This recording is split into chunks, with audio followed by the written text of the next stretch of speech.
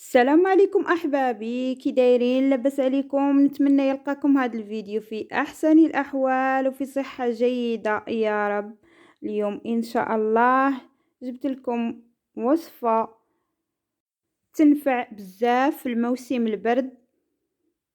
كما تشوفوا تتكون من مكونين فقط، اللي هما زيت الزيتون وسكر سنيدة.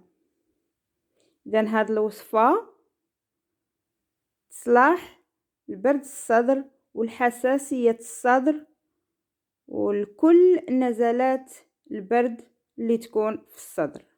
إذن على بركة الله والصلاة والسلام على رسول الله. نوريكم الطريقة كيفاش ديروا لهم.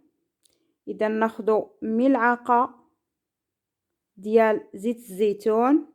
زيت الزيتون تكون جيدة وتكون من النوع الجيد الأصلي.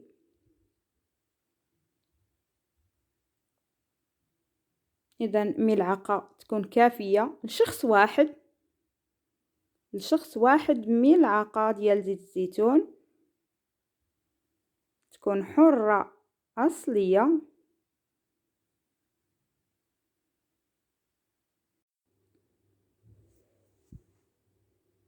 إذا هذيك الملعقة ديال زيت الزيتون نديروها على النار تسخن فقط، ما نخليوهاش تطبخ بزاف، تسخن فقط ونحيدوها.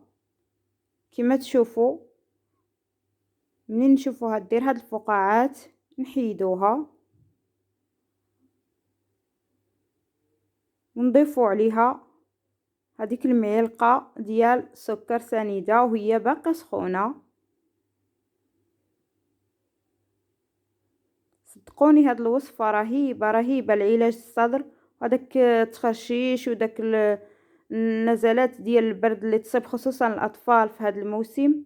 راها وصفة فعالة وعن تجربة.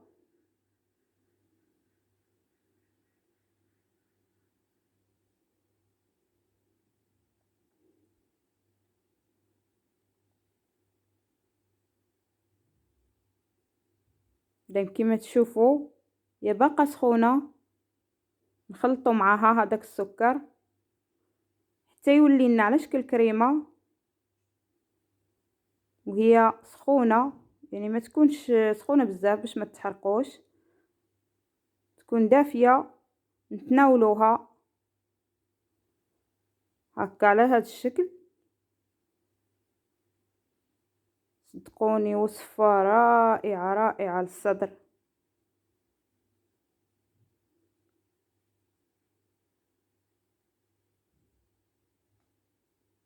اذا نتمنى تعجبكم الوصفه وتفيدكم خصوصا في هذا الموسم ديال البرد. ما تنسونيش بلايك واشتراك وضغطوا على زر الجرس باش يوصلكم كل جديد، وإلى الملتقى إن شاء الله.